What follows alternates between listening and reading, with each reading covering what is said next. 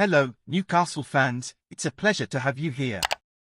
Before the next news item, subscribe to the channel and leave your like to stay up to date with everything that's happening at our favourite club.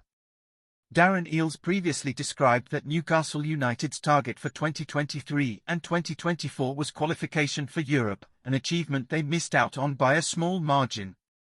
Toons fans were forced to put their passports away after Manchester City were knocked out in the FA Cup final by rivals Manchester United. Had they won, 7th place in the Premier League, where Newcastle finished, would have guaranteed qualification for the Conference League. In the end, Manchester United, who finished 8th, won the final Europa League spot via the FA Cup. Admittedly, the Champions League is the holy grail, with Newcastle earning £13.5 million from qualification alone. In comparison, West Ham United received £13 million for winning the Conference League.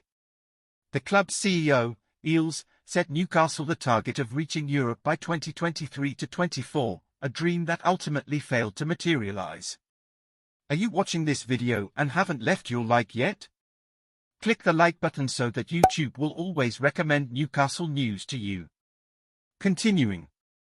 In the long term, we want to compete consistently in Europe, he told reporters.